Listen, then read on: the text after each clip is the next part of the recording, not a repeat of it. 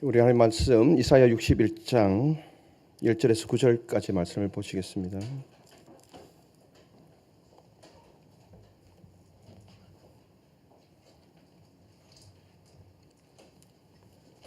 교독하도록 하겠습니다. 주 여호와의 영이 내게 내리셨으니 이는 여호와께서 내게 기름을 부으사 가난한 자에게 아름다운 소식을 전하게 하려 하심이라.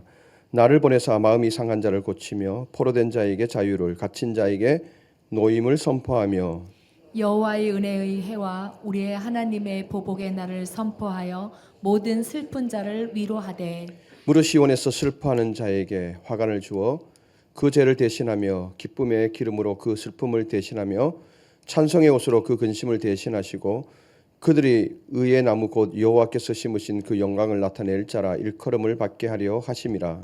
그들은 오래 황폐하였던 곳을 다시 쌓을 것이며 옛부터 무너진 곳을 다시 일으킬 것이며 황폐한 성읍 곧 대대로 무너져 있던 것들을 중수할 것이며 외인은 서서 너희 양떼를 칠 것이요 이방 사람은 너희 농부와 포도원 지기가 될 것이나 오직 너희는 여호와의 제사장이라 일컬음을 받을 것이라. 사람들이 너희를 우리 하나님의 봉사자라 할 것이며 너희가 이방 나라들의 재물을 먹으며 그들의 영광을 얻어 자랑할 것이니라. 너희가 수치 대신에 보상을 배나 얻으며 능욕 대신에 몫으로 말미암아 즐거워할 것이라. 그리하여 그들의 땅에서 갑절이나 얻고 영원한 기쁨이 있으리라. 무릇 나 여호와는 정의를 사랑하며 불의의 강탈을 미워하여 성실히 그들에게 갚아주고 그들과 영원한 언약을 맺을 것이라. 같이 읽습니다.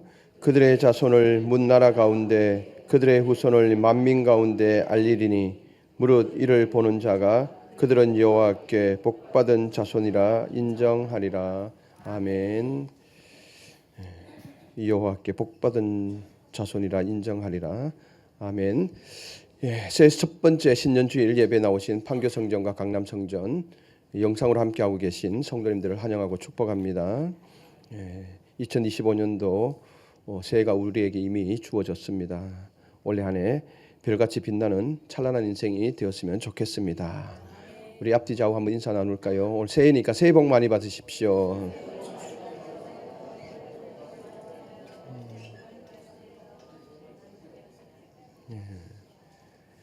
2025년도 새해 복 많이 받으시기를 바랍니다. 오늘까지만 이제 절기 설교를 하고 그동안 멈췄던 건 한 달 넘었죠. 한 달이 뭐예요? 한 6주, 7주, 8주 정도 됐는 것 같아요. 출애굽기 강의를 이어가도록 하겠습니다. 홍해는 건넜는데 더 이상 나가지를 못해서 이제 다음 주부터는 가나안 땅을 향해서 또 나가는 출애굽기 설교를 하도록 하겠습니다. 오늘 우리가 읽은 이사야 61장의 배경은 이스라엘 백성이 바벨론 포로에서 돌아오게 될 구원의 날에 대한 기록입니다. 하나님의 은혜로 살아가야 할 백성, 철저하게 하나님을 의지하여야 하는데 자신의 힘을 의지하고 자신의 경험과 지식을 의지하고 또 세상의 잡심들을 의지함으로 결국 하나님의 심판을 받게 되죠. 그리고 이방 나라들에게 침략을 당하고 국토가 초토화가 되게 되어집니다. 학폐하게 되어지죠. 그리고 그들은 이방 나라의 포로로 잡혀가게 됩니다. 이방 민족에서 살아가는 이 삶이야 뭐 희망이 없죠. 소망이 없는 삶이죠. 근데 하나님께서 이 백성들을 사랑하여 주셔서 하나님의 언약의 말씀대로 70년이 지난 다음에 이 백성들을 이스라엘 땅으로 다시 본토로 돌아오게 합니다. 수많은 우여곡절을 겪으면서 BC 516년에 파괴되었던 성전이 재공되어지고 완공이 되어집니다. 하지만 하나님의 임재의 상징인 성전이 재건이 이루어졌음에도 이스라엘 백성들의 삶을 돌아보면 그대로였습니다. 달라질 것이 없었습니다. 그들은 고국 땅으로 돌아와서 성전이 세워지고 성곽이 중건되어지고 그러면 저들의 삶이 달라질 것 같은 그 기대가 있었는데 전혀 그들의 삶의 모습은 변하지도 않았고 달라지지도 않았던 것입니다. 그래서 이 일로 많은 백성들이 실망을 하게 되어지고 좌절합니다. 이런 상황에서 하나님께서는 이사야 선지자를 통해서 다시 한번 이 백성들에게 소망을 선포하게 됩니다. 그게 이사야 선지자의 말씀이고 오늘 우리에게 주시는 하나님의 말씀입니다. 현실은 어렵지만은 미래에는 하나님이 함께 하시는 놀라운 시대가 임할 것임을 선포하고 있습니다. 그러니까 지금 힘을 내라는 것입니다. 어려운 일이 있어도 힘든 일이 있어도 낭망되는 일이 있더라도 하나님의 백성만큼은 힘을 내어야 된다. 하나님께서 미래의 새로운 소망으로 너에게 임할 것이기 때문에 너희들은 지금 힘을 내라라고 말씀하고 있습니다. 어쩌면 지금 우리나라의 상황을 바라봤을 때 너무나도 혼탁하고 너무나도 어지러운 상황이 아닙니까? 이 나라 상황 가운데 오늘 어쩌면 이 말씀이 적절할지도 모르겠습니다. 그리고 여러분들의 삶에 희망과 소망, 회복이 시발점이 되었으면 좋겠습니다. 이 나라 이민족도 정말 안정되는 오늘 말씀을 통해서 시발점이 되었으면 좋겠습니다. 이사야 61장을 우리가 자세히 읽어보면은 하나님의 역할보다는 인간의 역할에 대해 더 초점을 맞추는 모습을 볼 수 있습니다. 대부분의 성경의 말씀은 하나님의 역할에 대해서 초점을 맞추죠. 하나님이 인간에게 베풀어 주신 그 구원의 은혜가 성경 가운데 쭉 기록되어져 있죠. 근데 61장은 인간이 어떤 삶을 살아야 할 것인지에 대해서 말씀하고 있습니다. 사명을 받아 말씀을 선포한 사람과 그리고 그 말씀을 듣고 실천하는 사람들이 무슨 사명을 수행해야 할지에 대해서 오늘 본문은 상세히 말씀하고 있습니다. 그 모습을 통해서 우리가 어떤 삶으로 나아가야 될지에 대해서 오늘 생각해 보셨으면 좋겠습니다. 첫 번째, 우리에게 기름 부음이 있어야 한다. 먼저 기름 부음이 있어야 된다. 기름 부음이라는 말은 쉽게 말해서 성령 충만입니다. 예전에 이 말을 많이 사용하던 때가 있었습니다. 기독교 방송을 들어봐도 아니면은 어느 집회에 참석해도 또 우리 성도님들도 기도 가운데 기름 부음이 임하게 해달라고 기름 부음이 있게 해달라고 하는 기도 제목도 많이 내었던 것으로 알고 있습니다. 한때 많이 사용했는데 이 기름 부음이라는 것은 바로 성령 충만. 왜냐하면은 우리가 예수 그리스도를 믿음으로 말미암아서 예수 그리스도를 믿는 순간에 이미 뭐예요? 성령이 우리 안에 내주에 계시는 것입니다. 그런데 이 내주에 있는 이 성령을 우리의 삶 가운데 강력하게 작동시키냐 작동시키지 않는 것은 우리의 신앙의 모습 속에 달려 있다라는 것입니다. 그래서 우리는 매일매일 이 성령 충만함을 일으켜야 합니다. 기름 부음은 하나님에 의해 주어진 권위와 능력을 상징합니다. 기름 부음은 여호와의 영이 내게 내리는 것과 연관되어져서 오늘 말씀하고 있죠. 1절 말씀 다시 한번 읽어보실게요. 1절 다 같이요. 주 여호와의 영이 내게 내리셨으니 이는 여호와께서 내게 기름을 부으사 가난한 자에게 아름다운 소식을 전하게 하려 하심이라. 나를 보내사 마음이 상한 자를 고치며 포로된 자에게 자유를 갇힌 자에게 노임을 선포하며. 아멘. 여호와의 영이 내게 내리셨다. 이것은 자신의 능력이 아니라 하나님의 능력에 의지해서 사는 삶을 의지합니다. 이전까지는 이스라엘 백성들이 어떻게 삶을 살았습니까? 포로기 이전에 이스라엘 백성들은 하나님을 내팽개친 채 자기의 힘을 의지했고 자기의 경험과 자기의 실력을 의지했습니다. 그리고 세상의 잡신들을 의지했습니다. 결국 그 결과가 어떻게 되어졌습니까? 처참하게 이방 나라들로부터 짓밟히게 되는 그런 처참함을 경험하지 않았습니까? 그런데 새롭게 변화된 삶의 속에서는 이제 너희들은 너의 능력이 아니라 세상에 그 어떤 것으로 살아가는 것이 아니라 바로 하나님의 능력에 의지해서 살아가야 함을 말씀하고 있습니다. 내게 맡겨진 사명을 내 능력, 내 경험이 아니라 하나님의 능력을 의지해서 사명을 감당하는 것을 말합니다. 그렇습니다. 하나님께서는 당신 백성에게 또 당신이 쓰시고자 하는 사람들에게 기름을 부으시고 주 여호와의 영을 내리십니다. 그런 다음에 사명을 감당하도록 하십니다. 2025년도 교회 조직을 발표했습니다. 2025년도에는 각 부서장과 기관장들을 많이 개편하지는 않았습니다. 제가 부탁을 드렸습니다. 2025년도 더 안정되게 교회가 세워졌으면 좋겠습니다. 그래서 한 해만 더 봉사해 주십시오라고 기관장 또 부서장들에게 제가 정중하게 부탁을 드렸습니다. 그러니까 그 부탁에 여러분들이 순종을 해 주셔서 2025년도에는 조직에 그렇게 큰 변화가 없습니다. 그렇지만은 우리가 맡겨진 우리의 사명들을 감당해 나갈 때 내 힘과 내 경험으로 해서는 절대 안 된다라는 것입니다. 2025년도 교회의 활동 내용들도 게시를 했습니다. 이 모든 것들을 보았을 때 우리 모두는 하나님 나라를 위해서 교회를 위해서 사역하게 될 때에 선행되어야 될 것이 분명히 있습니다. 그것은 바로 기름 부음, 성령 충만입니다. 그렇지 않으면은 인간의 생각이 스며들게 됩니다. 인간의 생각이 스며들고 인간이 가지고 있는 지식과 경험으로 그 일을 하게 되면은 결국에는 무너질 수밖에 없습니다. 아무리 튼튼하게 쌓아진다 할지라도 그 성은 쉽게 무너지게 되는 것입니다. 그렇기 때문에 우리는 교회 일을 할 때에 늘 성령 충만함으로 그 일을 감당해야 합니다. 이것은 뭐예요? 나의 능력, 나의 실력, 나의 경험이 바탕이 된 것이 아니라 오로지 하나님의 힘에 의지하여서 하나님의 손의 도우심에 의지하여서 우리가 하나님 일을 하겠다라고 하는 결심입니다. 그래서 수많은 교회들이 연초가 되어지면은 신년 특별 새벽 기도를 하죠. 우리 교회뿐만 아니라 모든 교회들이 보면은 여러분들 다른 교회 온라인으로 들어가서 홈페이지에 들어가 보십시오.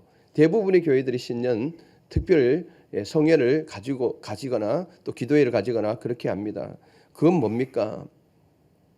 1년 한 해를 개인도 마찬가지고 교회도 마찬가지고 1년 한 해를 하나님의 은혜에 힘입어서 하나님의 도우심을 받고 이 일을 하겠다라고 하는 결심이 아닙니까? 결단이 아닙니까? 그러기 위해서 하나님의 도움을 받겠다라고 하는 그 의지의 표현이 바로 신년 특별 새벽 기도회입니다. 내일부터 많이 참석하시기를 바랍니다. 아멘이 적으시네. 많이 참석하시길 바랍니다. 미리 말씀드리는데 혹시 눈이 내일 새벽까지 오시면은 오지 마십시오. 그냥 온라인으로 여러분들 참석하시길 바랍니다.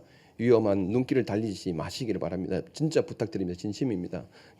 유튜브로 여러분들 새벽기도 하셔도 됩니다.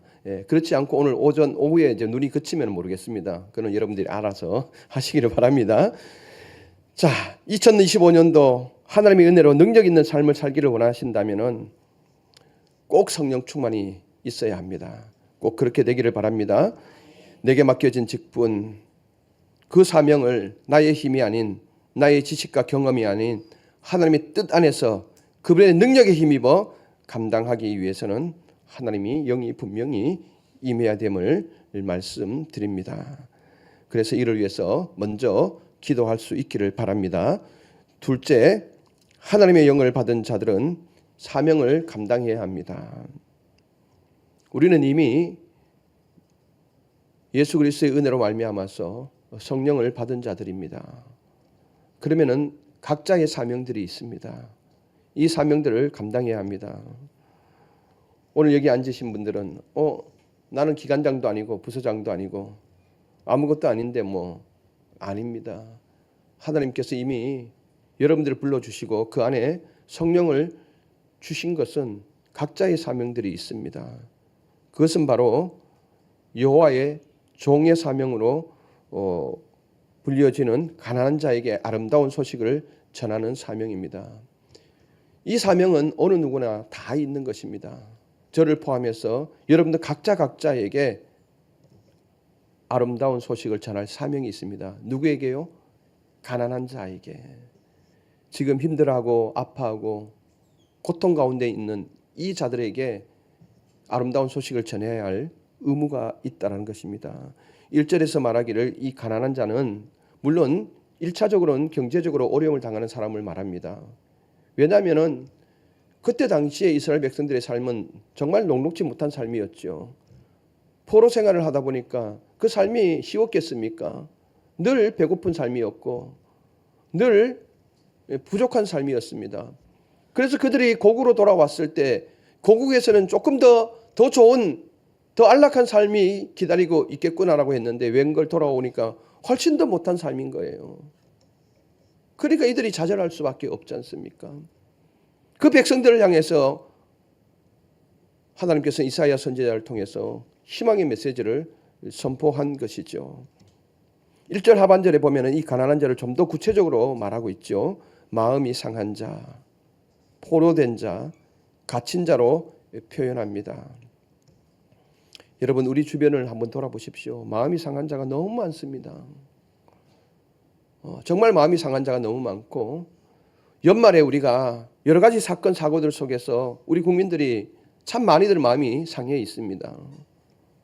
마음이 상한 자들, 아파하는 자들, 힘들어하는 자들이 너무 많다는 것입니다. 불의한 세상에서 온전치 못한 세상으로 인하여서 시달리고 상처받은 영혼, 빚을 지고 종살이하는 사람, 여러 가지 이유로 자유에 박탈된 사람, 악한 영의 지배를 받아서 정신이 혼미한 사람, 이런 자들이 우리 주변에 너무 많다라는 것입니다. 이런 자들에게 우리는 아름다운 소식을 전할 사명이 있습니다. 고치고 자유케 되고 노임을 주는 사명이 바로 아름다운 소식을 전할 사명인 것입니다. 이러한 사명은 2000년 전에 이미 이 땅에 오신 예수 그리스도께서 이 사역을 감당하셨기 때문에 오늘 우리가 이 자리에서 예배 드릴 수 있게 된 것입니다. 예수님께서는 2000년 전에 이 땅에 오셔서 공생애가 시작되면서 누가복음 4장 18절에 오늘 우리가 읽은 이 본문의 말씀을 인용하여서 바로 이 사명이 바로 나의 사명이다라고 선포하셨던 것입니다. 그리고 명확하게 그 공생의 기간 동안에 이 사명을 이끌어 가셨던 것입니다. 아파하는 자를, 병든 자를 치료해주고 고통 가운데 놓여 있는 자들에게 노임을 선포하였고 율법으로 인하여서 포로된 자들에게 그 율법의 무게를 들어줌으로 말미암아서 자유케 해 주신 사명을 예수 그리스도께서 감당하셨다라는 것입니다. 그렇다면은 오늘 우리가 이 사명을 감당해야 할 것입니다. 요한복음 8장 32절 말씀 한번 읽어보시겠습니다. 진리를 알지니 진리가 너희를 자유롭게 하리라. 아멘. 아멘. 아주 유명한 말씀이죠. 진리를 알지니 진리가 너희를 자유케 하리라. 여기서 진리는 누구를 가리킵니까? 바로 예수 그리스도를 말씀하시지 않습니까?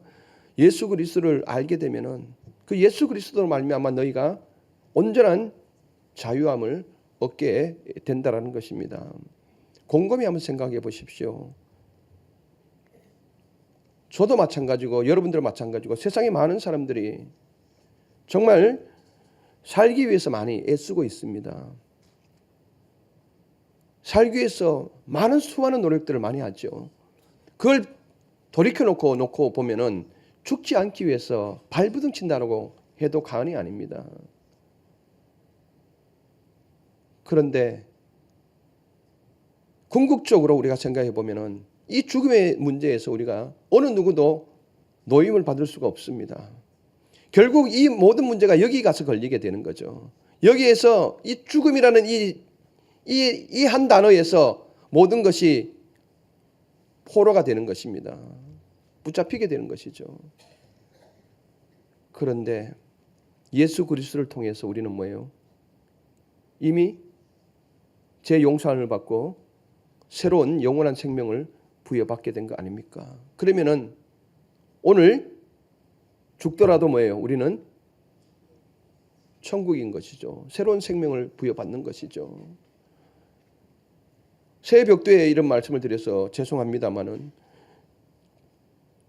장례식장에 제가 가서 그 장례 예배를 발인 예배를 인도하면은 지금 여기가 끝이 아닙니다. 세상의 사람들은 그 장례 예식을 뭐라고 합니까? 영결식이라고 그러잖아요. 영결식. 영원한 결별이라 그래갖고 영결식이라고 그러거든요. 저는 영결식이라는 말을 안 쓰죠. 기독교 장례는 그렇게 쓰지를 않습니다. 보통 천국 환송식이라 그러죠. 의미상으로 그렇습니다. 이미 영은 천국에 들어간 거죠. 의미상으로 천국으로 이사 보내드리는 날, 영원한 생명이 새롭게 주어지는 날이 바로 장래의 날이라고 그렇게 말씀을 드립니다. 이 소망 아닙니까? 그러면은 우리가 극한의 두려움이 있을 때, 극한의 어려움이 있을 때 이게 확실하면요, 자유로울 수가 있습니다. 이 모든 삶이 자유로울 수가 있습니다. 그러니까 여러분들이 이 요한복음 8장 32절 말씀을 그냥 듣는 것이 아니라 정말 진정하게 내 말씀을 들어보시면 정말 거기에 자유함이 있는 거예요. 정말 이 말씀이 내 가슴 속에 깊숙이 박히면 정말 참 자유가 있게 됩니다. 그렇기 때문에 우리가 예수 그리스도를 만방 가운데 소개해야 합니다. 이게 아름다운 은혜를 선포하는 거 아닙니까? 예수 그리스도가 진정한 치료자임을 선포함으로 말미암아서 그 현장에 치유함이 일어나야 합니다. 노임이 일어나야 합니다. 해방이 일어나야 되는 것이죠. 예수 그리스도가 구원자임을 선포할 때 사람을 묶고 있는 그 어떤 것으로부터 해방되어지고 자유와 노임의 축제의 장이 열리게 된다는 것입니다. 특히 죽음에서 우리는 해방되는 것입니다. 이것보다 더 귀한 것은 없습니다. 죽음의 두려움을 뛰어넘으면 두려울 것이 하나도 없습니다. 어떤 상황 가운데서도. 더 중요한 것은 나 스스로가 아름다운 소식이 되어야 합니다. 우리가 언어로 또 말로 은혜를 선포할 수도 있습니다. 그렇지만은 더 중요한 것은 영이 내린 사람, 성령이 충만한 나 자체가 바로 아름다운 소식이어야 합니다. 주변의 사람들이 여러분들의 복음으로 살아가는 이 삶의 모습을 보면서 그 삶을 동경하게 되는 거죠. 교회 다니시는 분들은 저런 삶을 살 수가 있구나. 이런 환경 가운데서도 꿋꿋하게 웃으면서 미소 지으면서 이 환경을 이겨가는구나. 그러면은 주변의 사람들이 이 모습을 볼 때 어떤 생각이 들겠습니까? 예수 그리스도라는 사람, 그분은 굉장히 대단한 분이시구나. 그렇게 느껴지는 거 아닙니까? 그래서 내 자체가 바로 복음의 덩어리가 되어야 되는 것입니다. 여러분들 삶 속에서 주변에 여러분들을 바라봤을 때에 그런 느낌이 와야 되는 거예요. 그게 복음으로 살아가는 삶입니다. 내 손길이 미치는 곳에, 나의 발걸음이 닿는 곳에 치유함과 노임과 자유함의 은혜가 있었으면 좋겠습니다. 셋째, 이런 사역이 있을 때에 회복의 역사가 일어나게 되는 것입니다. 우리가 회복을 우리 스스로 아무리 한다 해도 이 회복이 역사가 일어나지 않습니다. 진정한 회복의 역사는 하나님의 은혜의 해가 선포되어질 때에, 그리고 그것을 받아들이는 그 현장에서 이 회복의 역사가 일어나게 되는 것입니다. 본문 4절부터 9절까지의 말씀을 보면 기름 부음 받은 종의 사역을 통해서 진정한 회복의 역사를 말씀하고 있습니다. 이 은혜의 해가 온 사방 가운데 선포되어지고 나니까 이런 역사가 일어나는데, 어떤 역사가 일어나냐 하면은 4절 말씀에 보니까 그들은 오래 항폐하였던 것을 다시 쌓을 것이며 옛부터 무너진 것을 다시 일으킬 것이며 황폐한 성읍 곧 대대로 무너져 있던 것들을 중수할 것이다. 이스라엘 백성들이 포로에서 돌아왔을 때 성읍들은 해파되었고 사람들의 안전은 보장받지 못한 상황입니다. 어쩌면 그러한 모습 속에서 그들은 차라리 포로된 나라에서 그냥 돌아오지 않았으면 좋을 뻔 했네라는 이 생각을 가지지 않았을까요? 그러나 이제 선지자는 이러한 희망이 보이지 않는 백성들에게 희망을 선포합니다. 전에는 너가 그렇게 살았을지도 모르겠지만 지금은 아니야. 이제는 달라질 거야. 이제 황폐한 성읍들이 재건되고 무너진 성읍들이 수축되므로 다시 사람들이 안전하게 살게 될 것이라고 오늘 말씀을 통해서 선포하고 있습니다. 전에 이스라엘 백성 너희들은 이방 사람들을 위해서 밭과 포도원에 나가서 종으로서의 사역을 했지. 노동자로서 그 일을 감당했지. 그래서 너희들이 원래 주인이었는데 주객이 전도된 상황이 아니었느냐. 그러나 이제부터는 이방인들이 이스라엘을 대신해서 양떼를 치며 밭을 경작하며 포도원을 재배하게 될 것임을 선언하고 있습니다. 전에는 이방 나라에 조공을 바치며 그들을 섬겼는데 이제는 너희들이 제사장 나라가 되어져서 모든 민족으로부터 제물을 받게 될 것이며 이것을 누리게 될 것이다라고 말씀하고 있습니다. 완전히 이전의 상황이 역전되는 상황입니다. 오늘 이 말씀을 여러분들 읽으면서 2025년도가 2024년도에 비하여서 역전되는 은혜의 해가 되었으면 좋겠습니다. 7절 말씀 한번 읽어보시겠습니다. 다 같이요. 너희가 수치 대신에 보상을 배나 얻으며 능욕 대신에 몫으로 말미암아 즐거워할 것이라. 그리하여 그들의 땅에서 갑절이나 얻고 영원한 기쁨이 있으리라. 아멘. 아멘.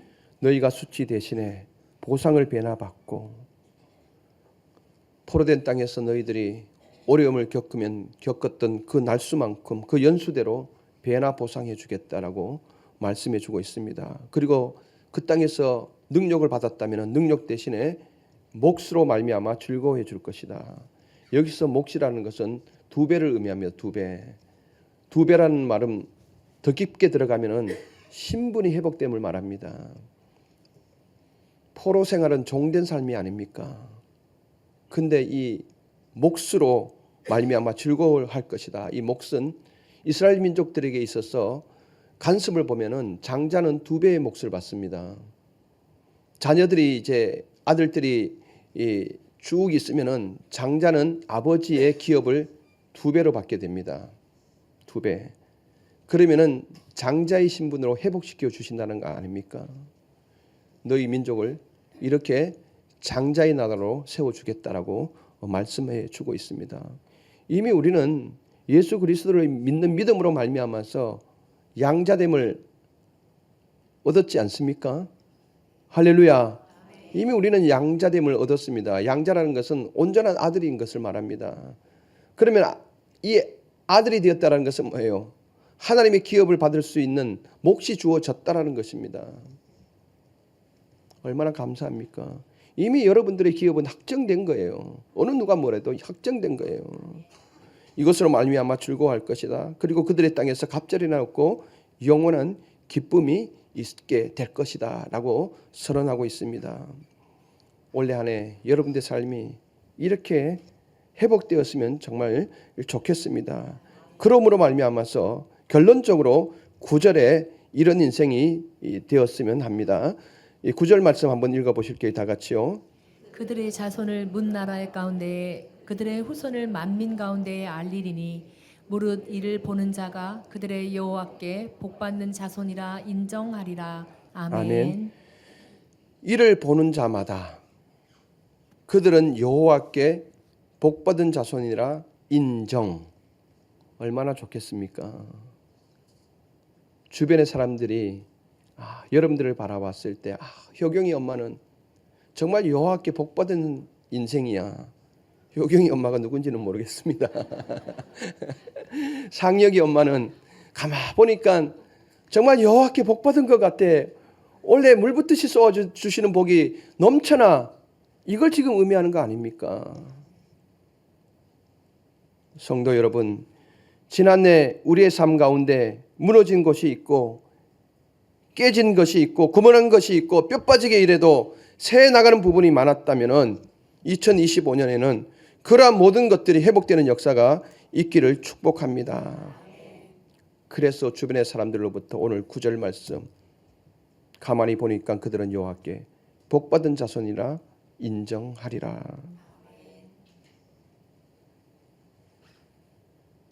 이런 문구 여러분들 들어보셨죠? 아름다운 사람은 머문 자리도 아름답습니다. 어디서 들어보셨습니까? 왜 이 좋은 말씀을 화장실에다 적어놨는지 모르겠습니다.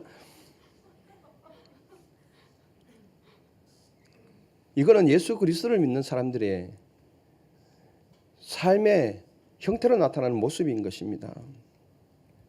아름다운 사람은 머문 자리도 아름답습니다. 그것만 아름다운 것이 아니라 여러분들의 손길이 닿는 곳, 여러분들의 걸음이 멈추는 곳, 여러분들이 소속되어 있는 곳이 여러분들로 인하여서 아름다워지기를 소망합니다. 여러분들의 손길이 한번 스쳐가면은 거기가 아름다워지고, 여러분들의 발길이 멈추는 그 장소가 아름다워지고, 또 여러분들이 소속되어 있던 어떤 기관이든 성가되면 성가대, 남전도회면 남전도회, 여전도회면 여전도회, 이 모든 것이 아름다워지는 역사가 있었으면 좋겠습니다. 그러기 위해서는 조건이 있습니다. 우리가 해야 할 몫이 있습니다. 바로 성령 충만입니다. 그리고 이 성령 충만함을 받아서 하나님의 은혜의 해를 선포하는 것입니다. 누구에게요? 마음이 상한 자, 포로된 자, 갇힌 자에게 이 아름다운 소식을 선포하는 것입니다. 그럴 때에 나뿐만이 아니라 우리 주변이 회복됨으로 말미암아서 모든 회복의 역사가 일어나게 되는 것입니다. 나만 회복되면 소용이 없습니다. 너도 회복되어지고 우리 모두가 회복되어져야 진정한 회복이 있게 된다는 것을 꼭 기억하시면서 2025년도 은혜 가운데 살아갈 수 있기를 바랍니다. 기도하겠습니다. 좋으신 하나님 아버지 감사합니다. 오늘 또 우리를 사랑하여 주시고 이끌어 주시어서 또 새해 첫 예배에 하나님께 예배로 나올 수 있도록 우리를 불러주시오니 감사합니다. 하나님 아버지, 우리에게 성령 충만케 하여 주셔서 우리에게 주어진 하나님의 은혜의 해를 선포함으로 말미암아서 주변에 아파하고 외로워하고 고통 가운데 있고 포로되고 마음이 상하고 갇힌 자에게 이 예수 그리스도의 은혜의 해를 선포함으로 말미암아서 저들이 회복되는 역사가, 그래서 우리 모든 삶이 회복되어지게 하여 주시고 사회가 회복되게 하여 주시고 우리의 인생, 우리의 공동체가 회복되는 역사가 왕성하게 일어나게 하여 주시옵소서. 예수 그리스도 이름으로 기도드리옵나이다. 아멘.